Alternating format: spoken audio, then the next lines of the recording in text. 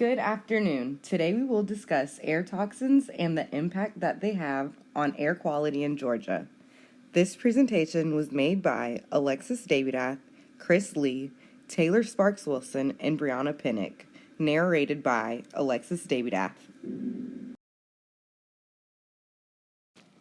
Our presentation covers the content over air toxins. The indicator of focus is the air toxin benzene, and our measure is the annual average air concentration estimates of benzene per cubic meter in 2005 and 2011 in the state of Georgia. Air toxics are a diverse range of air pollutants that are usually present in ambient air in relatively low concentrations, but have characteristics such as toxicity or persistence that makes them a hazard to humans, plants, or animals' health.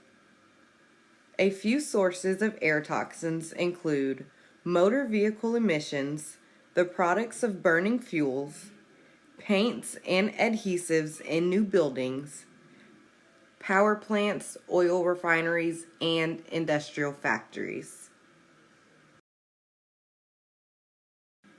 Air toxins can lead to an increase in the incidence of cancer, birth defects, genetic damage, central nervous system defects, immunodeficiency, and disorders of the respiratory and nervous systems.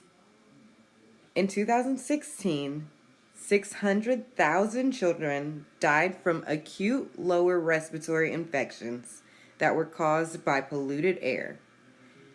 Every day, around 93% of the world's children breathe in air that is polluted. Air pollution is one of the leading threats to children's health, accounting for almost 1 in 10 deaths in children under 5. These next two maps show the annual average air concentration of benzene estimates in microgram per cubic meter in Georgia. This current map shows the levels of benzene in 2005.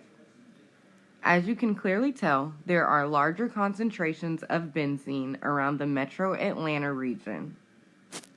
Benzene is an air pollutant that comes from burning coal and oil, gasoline service stations, and motor vehicle exhaust. It makes sense that the larger the population, the more benzene will be negatively impacting the air quality and our health. We can assume that with the growth of populations and the lack of policies, there will be an increase in benzene unless there are interventions and prevention methods that help to reduce it. Similarly, this map shows the annual average air concentration of benzene estimates in microgram per cubic meter in Georgia in 2011. Just a quick note, the legend matches the one from the previous slide.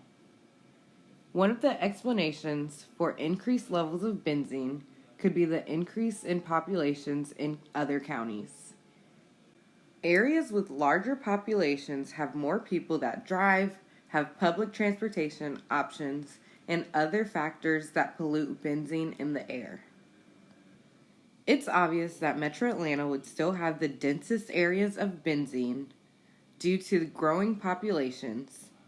The entire state of Georgia has not improved much since 2005. Some improvements around Metro Atlanta could be explained by stricter clean air policies related to car emissions since 2005.